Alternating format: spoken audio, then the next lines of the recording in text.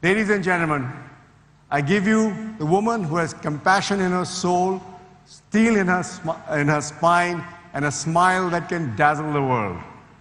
A woman who should have been the President of the United States of America.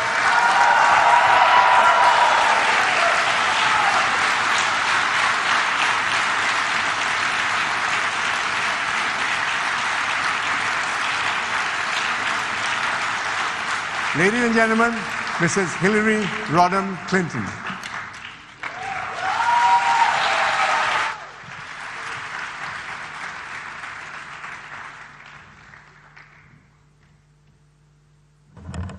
Well, after that extraordinary introduction, I should probably just say thank you and not another word, hoping that all of you will believe everything Arun said. But I am so delighted to be back here at the India Today conference, back in Mumbai, back in India, that I did want to make a few short remarks and then have a conversation. And I could not think of a better named conference than this year's theme of the Great Churn. There is so much going on across the world, and India has to be at the center of that conversation. My interest in your country goes back years, starting when I was a student at Wellesley College. I never could have imagined back then that my first visit to India would be as First Lady of the United States in 1995 with my daughter Chelsea. We had an unforgettable trip that was everything that I could have hoped for. Met people there who have been friends and colleagues all the years since. And it gave me such an extraordinary insight into the opportunities and challenges that India faces in forging a new future. That trip paved the way for my husband to return with Chelsea and with my late mother in 2000. So I think it's fair to say that India has a special place in our hearts. As a United States Senator from New York, I had the privilege of representing one part of the vibrant Indian American community that stretches across our country. I was also proud to begin and co-chair the Senate India Caucus. And I have to say, even now, it is hard to find many topics that unite people across our party lines, but excitement about India's trajectory is, and I hope will remain, a bipartisan issue. Now, my life and the lives of countless others have been enriched by the gifts that India has given the world. Scientific innovation and discovery, the arts, fabulous fashion, which I am wearing tonight, delicious food, great films. Got to meet two wonderful Bollywood actresses earlier. Not to mention yoga, medical advances, so much more. I remember fondly that we celebrated Indian holidays in the East Wing when I was First Lady. I was personally very proud when my longtime friend, Richard Verma, the son of immigrants, became the first Indian American ever to serve as U.S. Ambassador to India. And there was a very strong Indian American contingent on my presidential campaign, and we held a Diwali celebration at our headquarters in Brooklyn. So for me, the past is prologue. The visits that I've made to Calcutta, Mumbai, New Delhi, Chennai, and other places were real reminders of the churn and the excitement of what is happening in India today. But India's future and development is tied to what goes on in the rest of the world. And that is what we will talk about today. I spoke at this conference 13 years ago when I was a United States Senator. A lot has happened in the years since. I became a grandmother twice over, which is just about the greatest thing in the world. And as you have heard, I ran for president, and that didn't quite work out the way that I had hoped. But I did write a book called What Happened, because I wanted in the book to try to explain for myself and my supporters and for history what I thought had gone on in that most consequential of American elections. In the book, I pull back the curtain on an unprecedented election, what I call the first reality TV election in American history. I talk about what happened, the moments that were difficult, the moments I want to remember forever, accepting the nomination as the first woman to run for president of a major political party. I'm still proud of the campaign we ran and the 65.8 million Americans who supported it. But the book is as much about the future as it is about the past. So what I want to talk about today is not just about what happened, but what is happening in America, in India, and around the globe. Because I do think our world is at a crossroads, and particularly democracies in our world. And that is not the concern only of governments and politicians, but should be of business leaders, members of the media, influencers from everywhere, as well as ordinary citizens. Our shared future in the 21st century and beyond will be written to a great extent in Asia. And much of the future of Asia will be written here in India, not only by the Indian government, but by states across India, and most importantly, by the 1.3 billion people living here. That was part of the inspiration behind the pivot to Asia that I helped advocate as Secretary of State, and undergirded the speech that I gave in Chennai about how India needed to be more active and involved in the future of Asia. I believe firmly in that today as much as I did when I delivered that speech.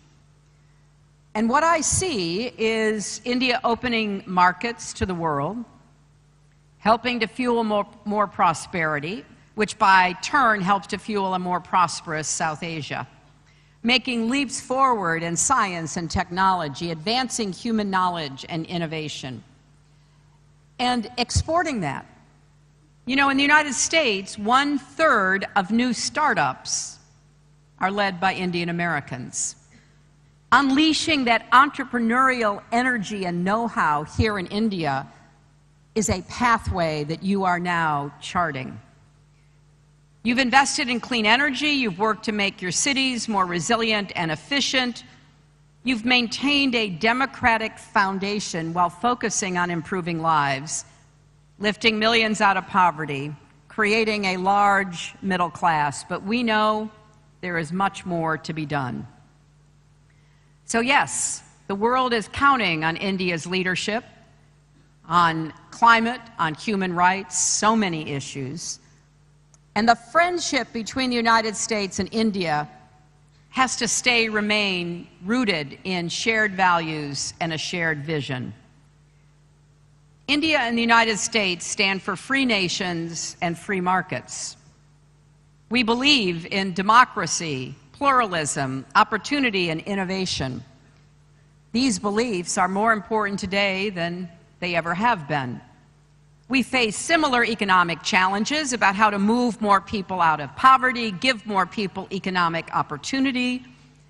We face similar threats, from terrorism and nuclear proliferation to the new threats posed by robotics and artificial intelligence to job creation and maintenance, the threats to our security from cyber warfare, the kinds of threats that are subtle but increasing to democracy itself, from rising authoritarianism and false, weaponized information. One reason I wrote What Happened was to sound the alarm about the forces at work in the 2016 election in the United States, because they are still with us. In America, it was a perfect storm, deep currents of anger and resentment flowing through our culture, a political press that told voters my emails were the most important story, the unprecedented intervention by the FBI, and the information warfare waged from within the Kremlin, aided and abetted by WikiLeaks. What we've learned about Russian interference is more than alarming. It represents a clear and present danger to democracy everywhere. We know now that Russian agents used platforms like Facebook and Twitter and others to place targeted attack ads and negative stories. But what is important to understand is they were not just intended to damage me and my electoral prospects. They were intended to fan the flames of division within our society. So Russians posed as Americans.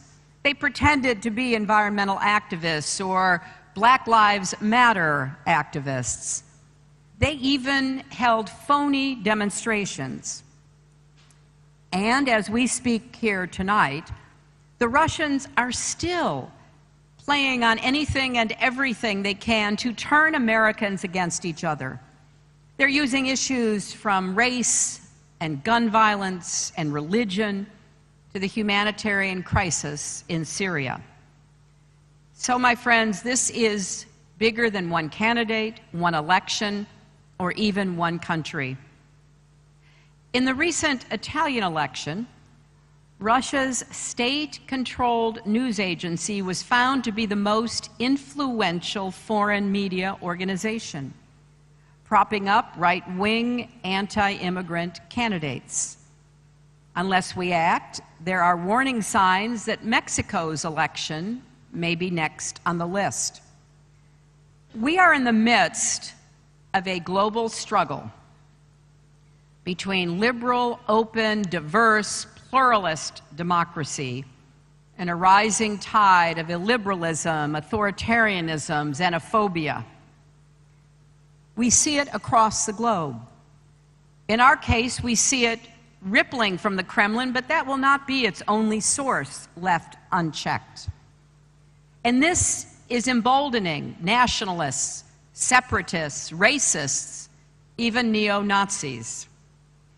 Here in Asia, we see authoritarianism and the strains of illiberalism in repressive regimes like North Korea.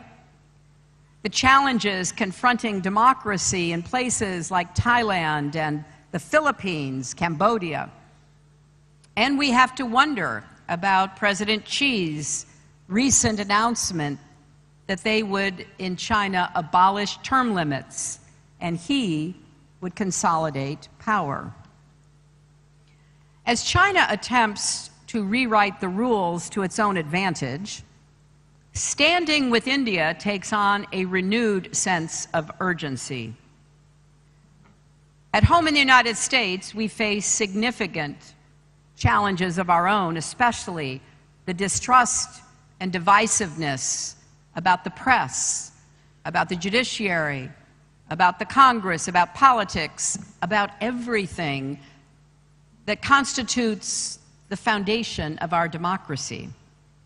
So these are perilous times, but I can tell you that certainly in the United States, people from all walks of life are mounting a massive resistance.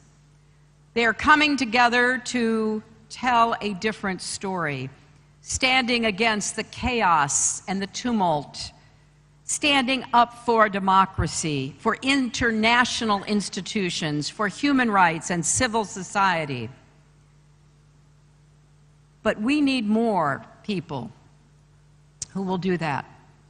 I was so heartened that 2 days ago on International Women's Day, women from every corner of the world went into the streets, stood up, spoke out to take advantage of a new push to ensure greater respect for women's rights, greater recognition of women's contributions, and to make clear that women have every right to be able to pursue their own dreams and nothing should stand in their way, including sexual harassment and assault.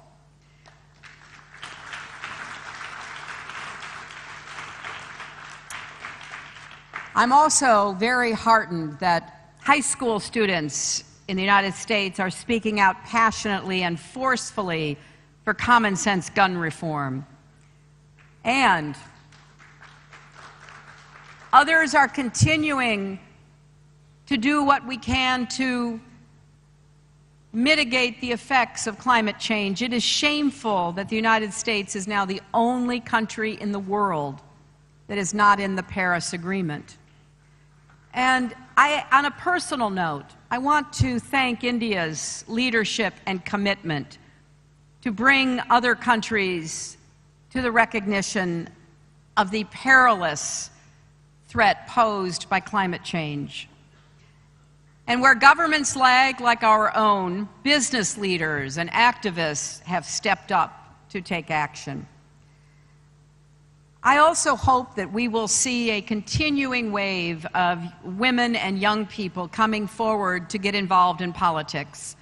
I'm trying to support that in the United States through a new organization I started called Onward Together. Because we cannot take back politics and get back on the path that leads to problem solving if we don't bring in the next generation. So in the United States, in India, and around the globe, we face issues that are far beyond politics, but for which politics has to be part of the solution. We have to protect our freedoms. We have to build our economies to work for everyone, not just those of us at the top. We have to pass on stable, functioning societies to our children and our grandchildren.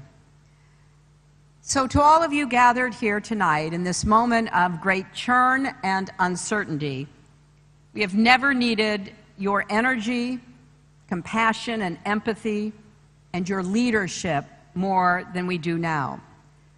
To shape India's future, to shape America's future, in fact, to shape the global future, we need many millions of voices speaking up for fundamental human rights, speaking out against racism and sexism or any attempts to normalize bigotry.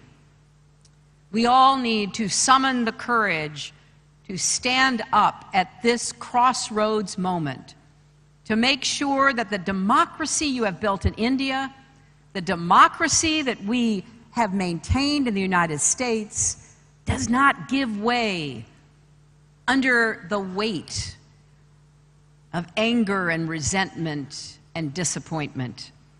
So I'm going to keep doing everything I can to stay engaged, to speak out, to champion our democratic values, and I hope that all of you will as well. Thank you very much.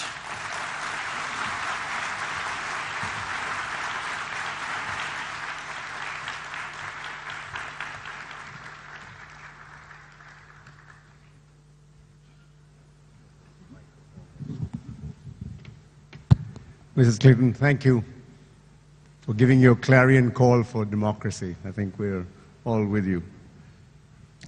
Madam, may I just say that you're looking terrific in your, especially in your Indian dress. And it seems that your long walks and Chardonnay, you've gotten over the elections. Yes, it's true. Can you tell us a little more specifically what do you intend to do in the future? What is it, the actual practical steps you see your role in American politics at this stage? Well, I think, as I alluded to in my remarks, this is a time when people in all walks of life have to not only defend democracy, but work to make it more effective.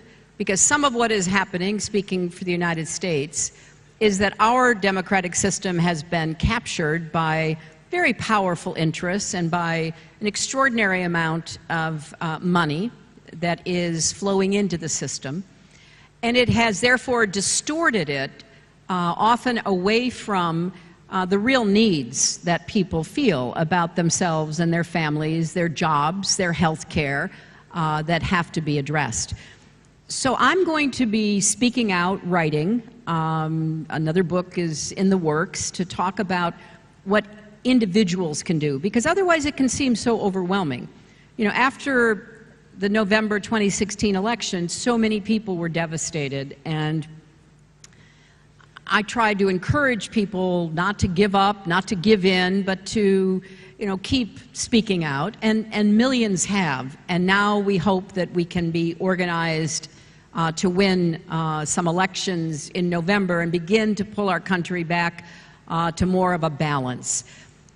I should hasten to say that I do not have any problem with policy difference debates. You know, those are fair game.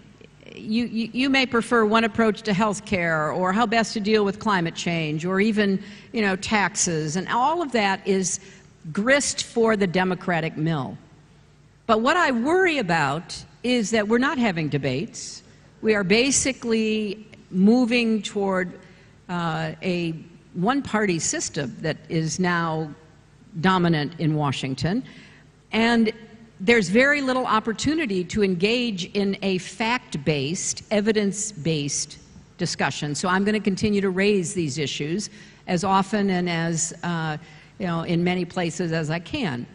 I also have started a new organization called Onward Together, which is helping to fund and establish groups, primarily of young people who are filled with energy and want to get out there and get young people elected. They want to take on issues. So I will be trying to mentor a lot of young people and a lot of young women in particular to encourage them to get involved in politics. And finally, you know, I will continue the work that I just absolutely believe in on behalf of women and girls in my own country and around the world.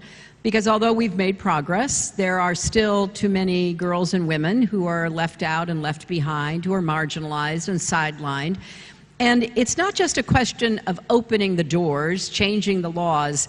It really is about how we build young people, young girls and young boys, who are confident, who are empathetic, because we need them to keep our democracies going. They need to be able to believe in this enormous risk, this great adventure that India took decades ago and the United States took centuries ago to try to bring people of great differences together in common cause. And what I fear from the interference in the elections that we saw meant to turn people against each other is that we're all vulnerable. You know, we all have different religions, we have different ethnicities and races. India is the most pluralistic, you know, nation on earth and the most pluralistic democracy. We obviously are, very much so ourselves. And think about what mischief makers, what adversaries could do with social media to set Indians against one another the way that they did setting Americans against one another. So we've got to be alert and vigilant, and we need more people, especially I would argue young people, to step up and say, I may not agree about everything, but I'm going to defend democracy, defend freedom, defend our diversity, and we're going to have to work together to get results so that people will understand why that's so critically important. Your Democratic Party is in not such good shape, to put it mildly. Isn't there some work to do there, which maybe you should be involved in? Well, there is, and that's why I'm recruiting candidates to run. You know, for a long time, we didn't even run candidates in some constituencies because they were so predictably Republican. And now we are running people, and we are running good candidates, a lot of young, enthusiastic candidates, and we're going to contest as everything, I hope, or as close to everything as we can get.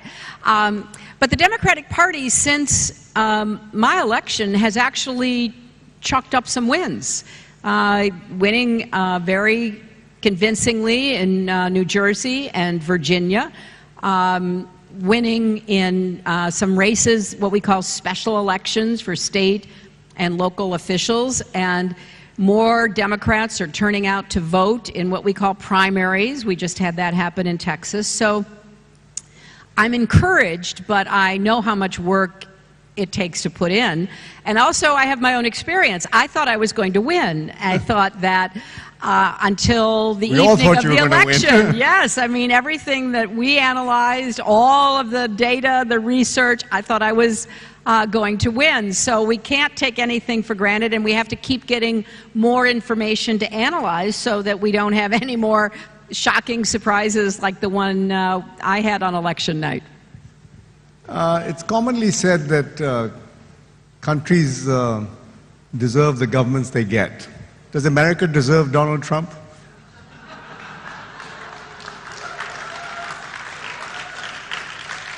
What's gone wrong? Well, I would have to say no, we did not deserve that. But I think, as I mentioned, he ran the first reality TV campaign, and he was the first reality TV candidate. And what does that mean? Well, if you watch reality TV, you know it means that the person who is the most outrageous, the person who says the politically incorrect things, the person who's insulting and attacking, drives big ratings. And I think part of what happened in the election is almost an attraction that many people had to the role that was being played by him as a candidate for president. And so in my book, I talk about a couple of the excruciating decisions that I faced, and one in particular, and I'll just quickly share it.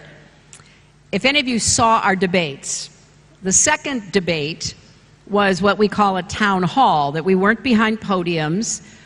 We were both speaking, holding microphones, walking around the stage, and he was stalking me. And it was meant to unnerve me, of course, because he's a, large man. And he would be like right on my shoulder, and he'd be staring at me. So here's what's going through my mind. I'm thinking, well, this is weird, number one, but okay, what am I supposed to do? I think most voters want a president who keeps her cool, who is calm and composed, and doesn't get thrown off her game or get upset or get angry or, heaven forbid, emotional. So I'm not going to respond. I'm going to ignore him. In the book, I say, well, maybe I shouldn't have. If people were looking for the reality TV campaign, maybe I should have given them more entertainment. I'm the mother who says, eat your spinach, you'll grow up strong. And somebody else is saying, eat all the fast food and the ice cream you can possibly stick in your mouth. And all of a sudden, I'm thinking, wait a minute, maybe I'm running a campaign that is like all the other campaigns I've ever been a part of, and he's doing something entirely different, which is this reality TV campaign. Fascinating, and something that I think will come to a democracy near you at some point. And voters have to be prepared to say, okay, that was entertaining. Wow, couldn't take my eyes off of him.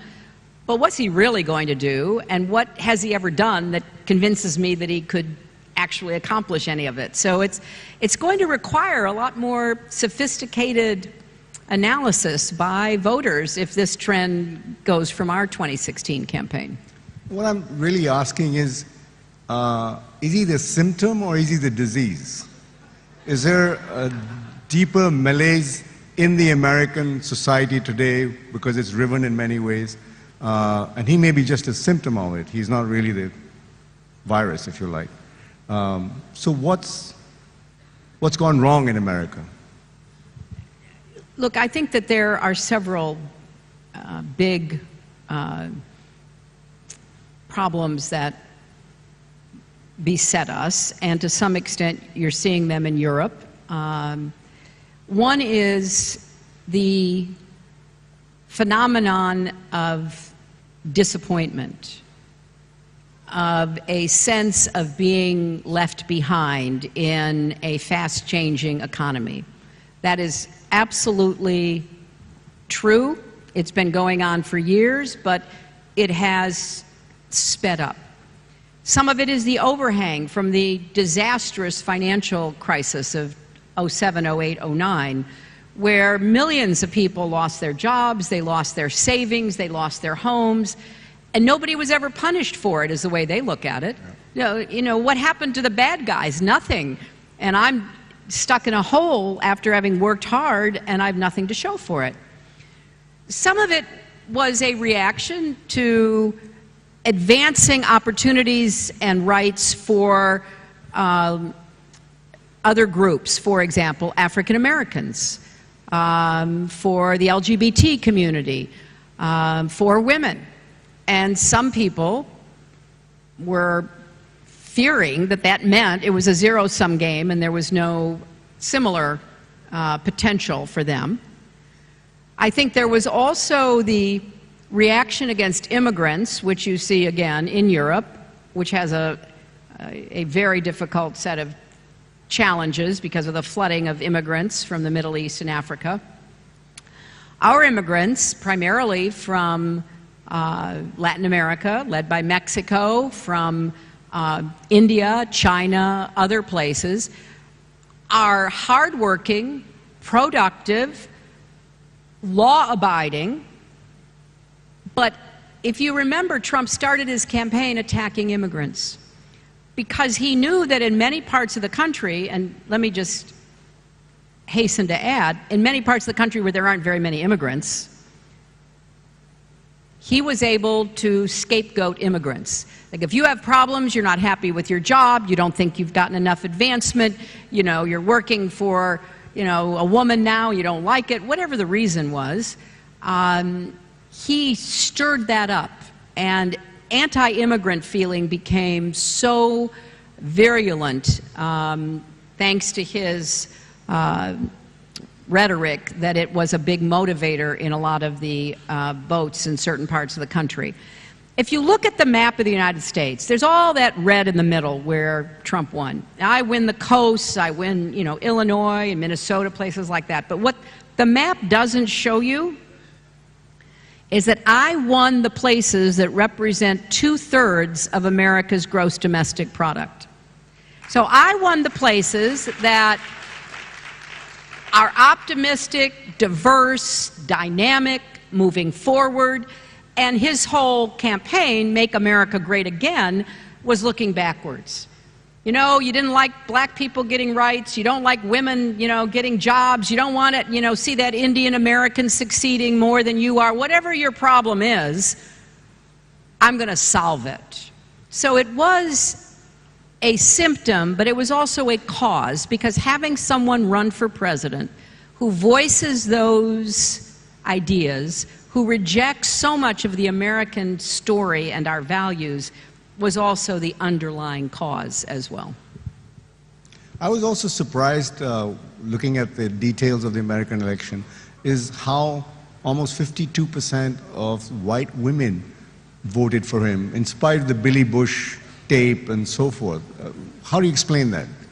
Well, I should start by explaining that Democrats, going back to my husband and even before, but just in recent times, going back to Bill and our candidates and then President Obama, have been losing the white vote, including white women. We do not do well with white men, and we don't do well with married white women. And part of that is an identification with the Republican Party, and a sort of ongoing pressure to vote the way that your husband, your boss, your son, whoever, believes you should. And what happened in my election is I was on the way to winning white women until former director of the FBI, Jim Comey, dropped that very ill-advised letter on October the 28th, and my numbers just went down because and I heard a lot of anecdotal evidence about this. People have written about it. All of a sudden, you know, white women who were going to vote for me and frankly standing up to the men in their lives and the men in their workplaces were being told, she's going to jail. You know, you don't want to vote for her. You know, it's going to be terrible. You can't vote for that. So it stopped my momentum and it decreased my vote enough because I was ahead, I was winning, and I thought I had fought my way back in the 10 days from that letter until the election. I fell a little bit short, and so I think that it was part of a historical trend that I was bucking, and then it collapsed on me. How do you explain Comey's behavior? And he kind of brought up the email controversy almost 3 times, 11 days before your actual election. And then he also behaved quite unprofessionally, in my opinion, with President Trump by leaking out his notes and so forth. It seems, I mean, it ended up with a whole other investigation. But what about him? What do you think about him? Why did he do this? Have you ever found an explanation? I really don't understand it. And in the book, I say he violated every rule, every protocol, process of the Justice Department in what he did. I don't know. Maybe history will finally reveal why.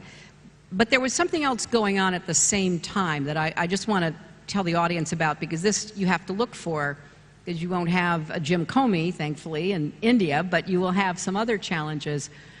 So remember the Russians engineered the hacking and the theft of the Democratic National Committee emails, and then they engineered the hacking and the theft of my campaign chairman, John Podesta's emails. They leaked out the DNC emails to try to create all kinds of conflict around our convention. And then they held the Podesta emails. And on October the 7th, the American government, through its intelligence professionals and its Homeland Security experts, made an announcement. And the announcement in the morning was that it's very clear the Russians are interfering in our election. And on that same day, the Hollywood Access tape broke, with Trump on camera saying all those terrible things about women. Within an hour, WikiLeaks started dumping John Podesta's emails.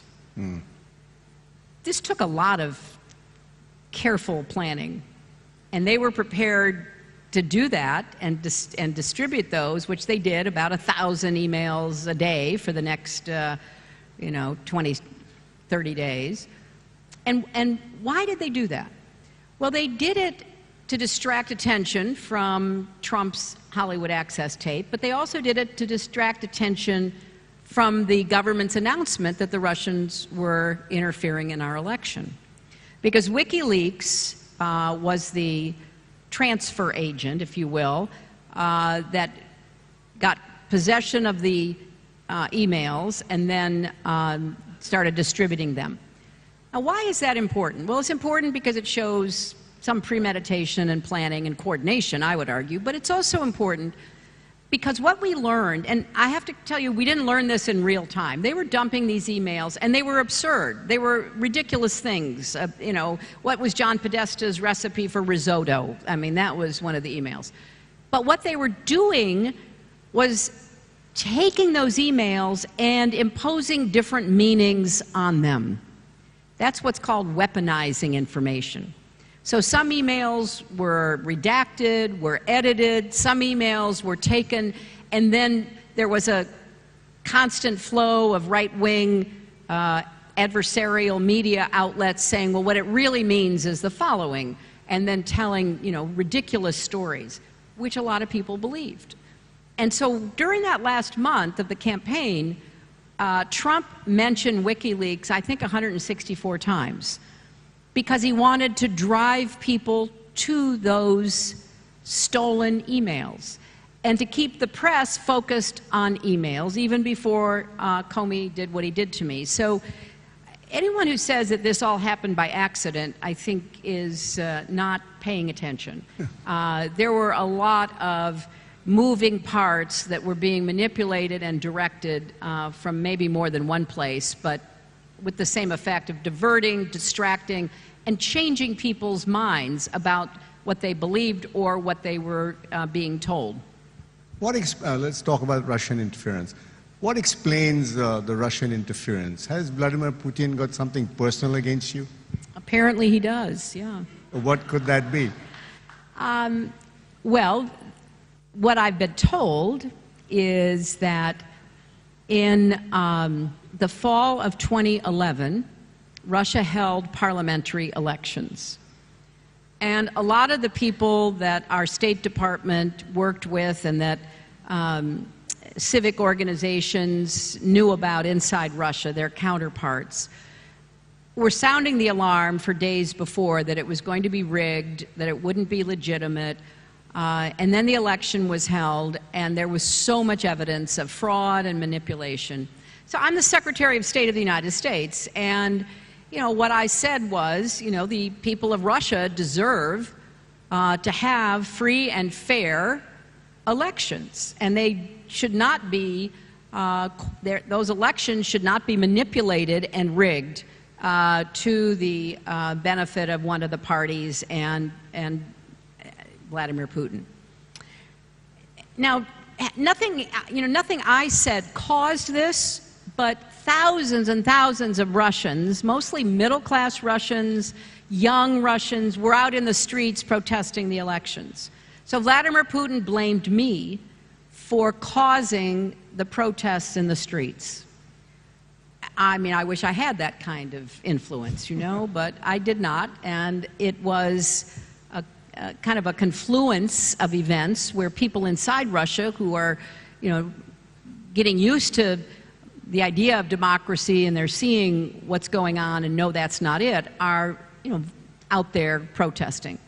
So he was very upset about that, and I also was very outspoken about Russia's role in Syria, which I think has been extremely You've met him personally malicious. many times. Oh, I've met him personally many times. I've talked with him. He's not exactly the most feminist of leaders that I've ever met. But, we had a very professional relationship. I wrote about him in my last book, Hard Choices, about my years as Secretary of State, and I wrote about a story he told me at a dinner in Vladivostok, you can't make this up, in the fall of 2012 about what happened to his parents during the siege of what was then Stalingrad. And so we've had conversations, but he is, he really wants, and he says this, this is not something that we are, he's implying, he's very explicit. He wants to restore the greatness of Russia. He would like to expand its borders once again. He invaded Ukraine. He invaded Georgia, seizing territory. So he is on a mission to try to reassert what he views as Russia's proper place. And it's kind of a disappointment because the Russian people are so able and so well educated, and there's so many more things they could be doing. But, he has a tight grip on power. He's running for re-election again. He will probably be there, as long as he's alive. So what's going on between Putin and Trump? It seems to be kind of a bro-romance. A bromance, yeah. yes. A bromance. What's your take on it?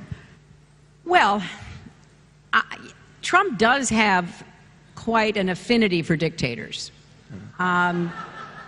He really likes their authoritarian posturing and behavior. The other day when he heard that Xi Jinping was going to abolish term limits, he kind of, wistfully said, well, maybe we will do that someday in our country. So he does have this pre-existing attitude of favorability toward these dictators. I think it's more than that, though, with Putin and Russia. Do they have something on him? Well, we'll find out. We'll find out. Follow the money. The other thing is that President Obama knew about Russian interference during the campaign. Why did he not talk about it? He could bring it out to the open. It would have changed the whole narrative conversation. Was that a mistake? Well, look, I wish he could have found a way to talk about it, but I understand some of the constraints that he was up against. In the American Congress, there's what's called the Gang of Eight. It's a colloquial term describing the Republican and Democratic leaders of both the House and the Senate, as well as the chairs and ranking members of the two intelligence committees. And so, starting in August, intelligence professionals went to the Gang of Eight, which includes Mitch McConnell, and Harry Reid, and Nancy Pelosi, and Paul Ryan, and basically said, we have a great concern because we are seeing a lot of evidence of Russian interference in the election. They'd already found that Russia was probing into over 20 of our voter registration electoral systems in 20 states, probably more. So they were upset about this finding, and so they went and briefed the leaders of Congress, and nothing happened. And what the best reporting says is that the White House wanted a bipartisan agreement to talk about it because they didn't want it to look like it was just a political statement, and McConnell would not agree. So Harry Reid, and I have this in my book, Harry Reid starts writing to Comey saying, why don't you tell everybody everything? Because Comey had been one of the briefers, and Harry knew that they'd opened an investigation into Russian counterintelligence operations against our election. But I think at the end, the president thought I was going to win, as did everybody, right? And I think he was worried about saying something that McConnell and Republicans would attack. So he thought, okay, we'll deal with it after the election, and after the election, I wasn't there to deal with it. So they put together a comprehensive report, which they issued in early January of 2017, laying all this out. And then since then, because of the investigation, we know much more. He could have said something. What? In retrospect, you think, as the President of the United States, he could have hinted at something like this? It would have changed the... Well, I mean, obviously, I think that might have helped, but it was complicated, and I don't want to. You didn't speak to President Obama about it. Or? Well, I mean, I didn't know it was going on. Okay. Well, so I had no basis for knowing. I wasn't at that point read into the intelligence, so I didn't know. It's said that the media took Trump literally, but not seriously. His supporters took him seriously and not literally. In fact, we should have taken him seriously and literally. How did you take him? Not easily. Yeah, I thought he was pretty hard to take. You know, this is one of the debates about the election. But you said that you didn't think that he would win, because when he announced his elections, you said, it's a joke. Well, I didn't think the American people... And then you say in your book, it's a joke on us. Yes, it was a joke on us. I didn't think the Republicans would choose him. And then once they chose him, I didn't think that the American people would vote for him. So that's, I think, important to say. But I tried to warn people about him. You know, when I realized, number one, he got the nomination, and there was this, this real groundswell of support in a lot of places for him. And the more I heard him and the more I studied his background, the more worried I became. And so I did spend a number of speeches and interviews trying to warn people, warn them about the connection with Russia, warn people about his having said many times in the past that he didn't understand if a country had nuclear weapons, why they didn't use them. And I mean, we've spent decades controlling nuclear weapons, right, trying to contain and deter, trying to make sure that, they don't get into the hands of terrorists. And for him to cavalierly say that was disturbing. So on many of the issues that we're now worried about, I tried to warn people. But I think a lot of people, as you say, didn't take him seriously. They thought it was just campaign rhetoric. It was just throwing ideas out there. Well, now he's launching a trade war with tariffs with no thought to it. He's said that he's, happy to go meet with Kim Jong-un with no preparation, and all of the Korean experts in our government have left. So it's more troubling now to see this shoot from the hip kind of behavior that we're seeing now in the Oval Office. President calls you Crooked H and nasty woman. What would you like to call him? Well, there's so many things that... Give us three. No, I described his behavior. I didn't call him names. I said, someone who's taken bankruptcy 4 times might not actually be the best person to preside over the budget of the United States of America. Someone who didn't pay his contractors, who stiffed people, working people out of their hard-earned money doing jobs for him may not be somebody that you want to put your trust in to actually stand up for you. I had a long list of what I thought were, fair warnings. So I didn't engage in name calling, but I did try to, lay out a case against him. You went the high road. How do you see President Trump's foreign policy unwinding most of the things the Obama administration did? The Iran deal, the North Korean, and this whole remarks of also immigration, NATO, and so forth. What are these consequences of all this? Is it going to be, it's not something which will, it's quite far-reaching in the sense it's very difficult to, once you start reversing these things, to come back to it. How do you see this? I mean, what is going to happen with all these reversals? Well, I am worried because a lot of what he started off doing was right out of Vladimir Putin's playbook.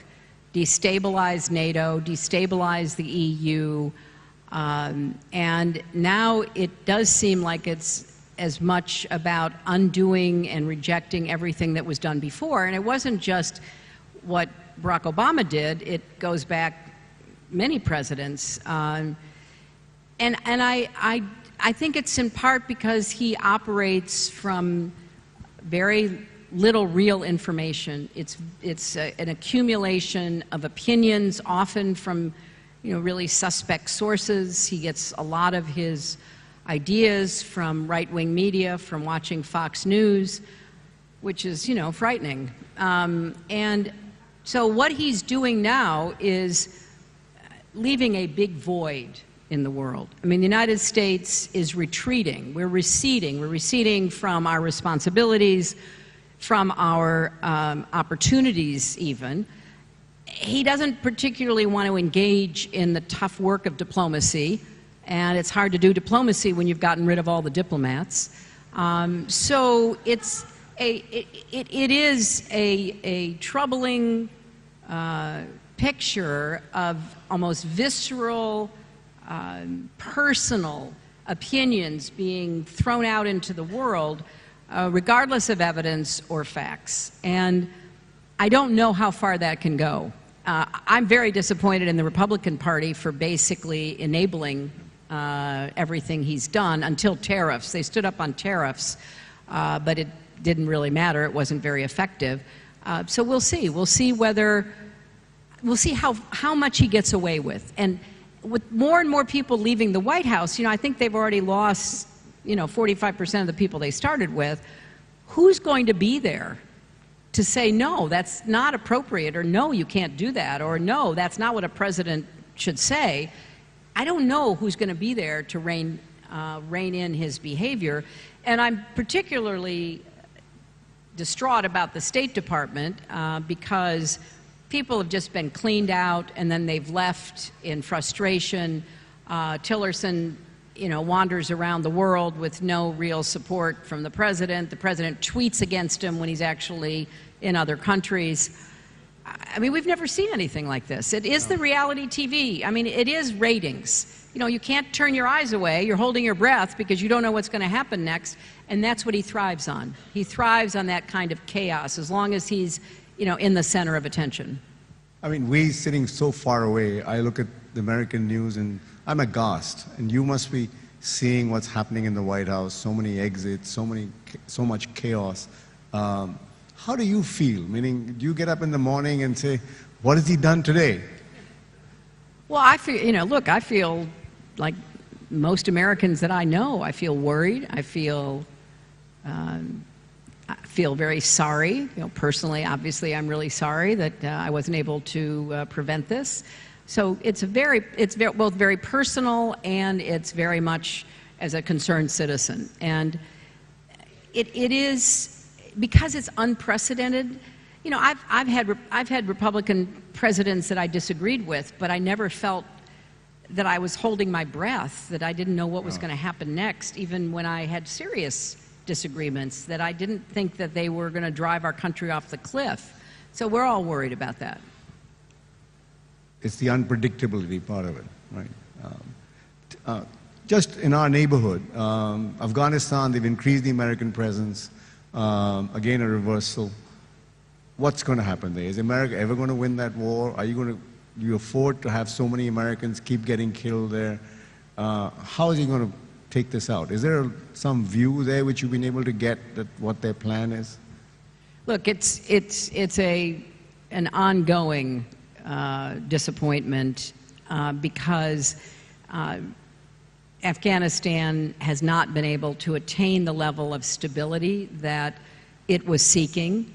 I've known Ashraf Ghani, the current president, for a long time. I know what he was trying to do to, you know, really put some pillars under the society when it came to education and employment and give people a different understanding of what they could do as part of a more successful nation state. But, you know, Afghanistan has always been under pressures from all sides.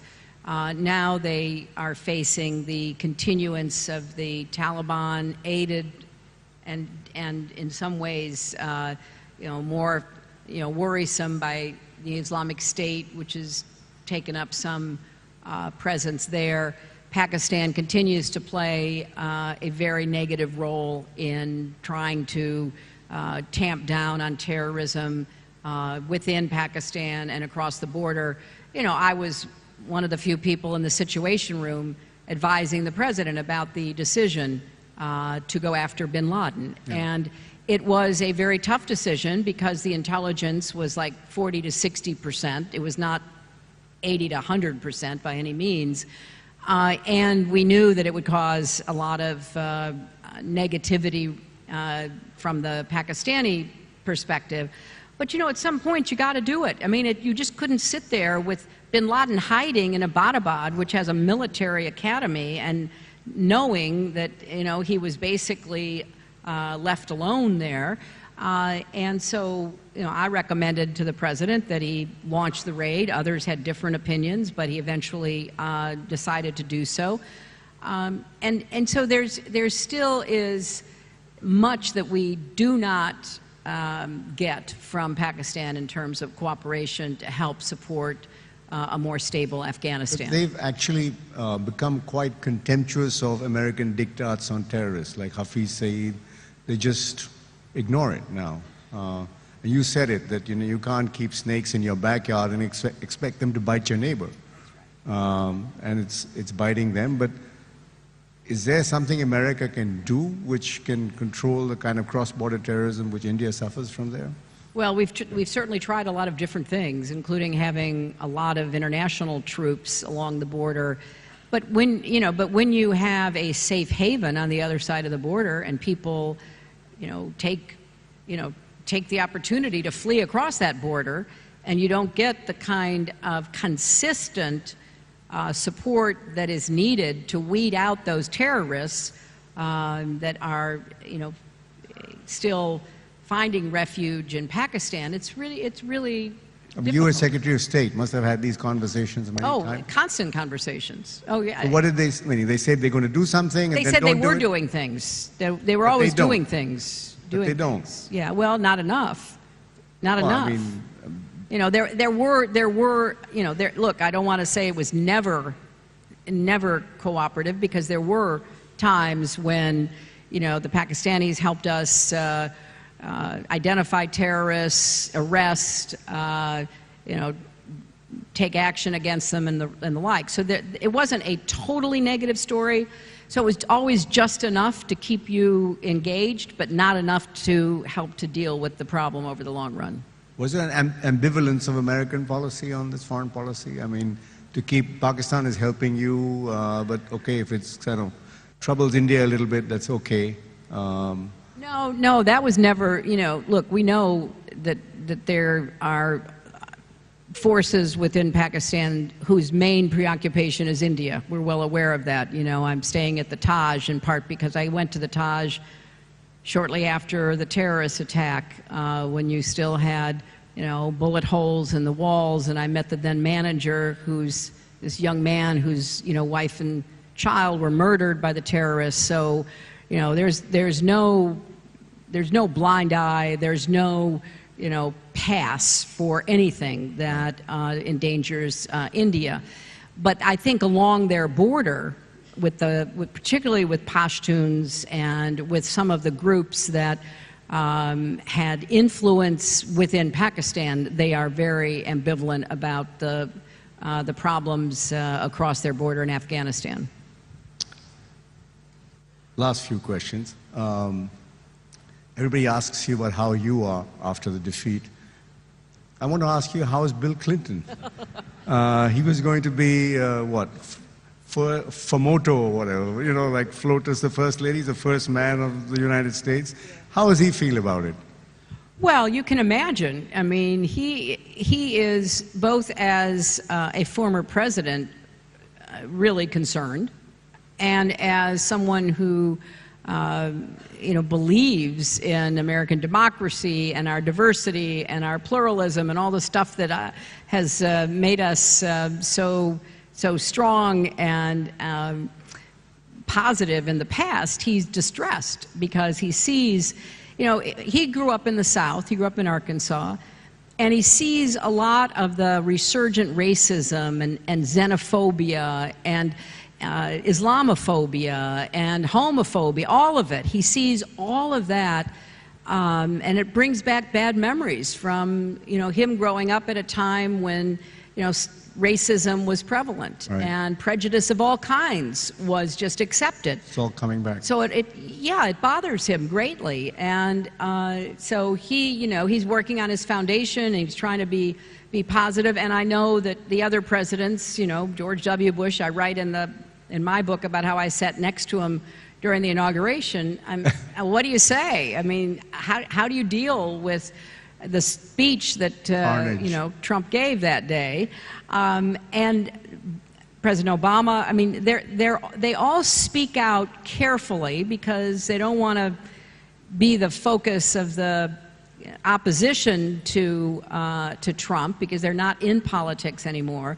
But they're all worried about the direction that he's taking the country. And, you know, Bill negotiated NAFTA. Obama negotiated the Trans-Pacific Partnership, and, you know, those are all, you know, under attack, and they don't understand the kind of world view that, you know, the current administration is pursuing. You know the American system really well, every part of it. Give us a prediction of what's going to happen to Trump with the Mueller investigation. Is he going to be dislodged? Is it possible to be dislodged? No, I don't. You know, I can't preempt the investigation because I don't know. We all just get bits and pieces of it as the press reports. But I think it's a serious investigation. Whether or not it affects him or just people around him, nobody knows. Obviously, I'm working hard to elect more Democrats and try to get a Democratic-controlled House of Representatives, because that would then give us a balance that we desperately need right now, so that regardless of what the investigations determine, we can have some checks and balances on on Trump's agenda. And that's our first step. And then once we get through those elections this year, you know, it'll be 2019 and people will start, you know, saying who's going to run for president, and maybe even some Republicans might challenge Trump. So, you know, stay tuned. If you're interested in American politics, I think it'll be an eventful couple of years ahead of us. Last question, Ms. Clinton. You must have seen that U.S. Army poster, Uncle Sam needs you, right? If you get a call like that, will you stand up? Go for Uncle Sam? Well, I'm going to do everything I can, but I don't know that I would. You won't run again? No, I have no plans to do that because I think we really want to push more people to the forefront. We want to try to build a strong political base. We want the opposition party to become the party in power, and I'll do everything I can to make that happen. And you know, I would be, you know, I'd be delighted if, you know, in 2020 we can all take a deep breath and say, okay, we're back on the right track. That doesn't mean we don't have to answer the challenges and help people's lives get better and deal with the threats to democracy. All of that will be there no matter who is in the Congress or the White House, and that will all be here no matter who's in government in New Delhi or the states. We are facing these very serious undercurrents that are trying to undermine democracy. So that's what I'm focused on, and that's what I'm going to be spending my time trying to combat. Give us some hope that Donald Trump will not destroy America irreversibly. That will not happen. Okay. That will not happen. There will be damage, but it will be repairable damage, and we will be doing that work starting next year after these elections and then going forward. That's what we'll do. Thank you. Thank you so much. Mrs. Hilary Clinton, please.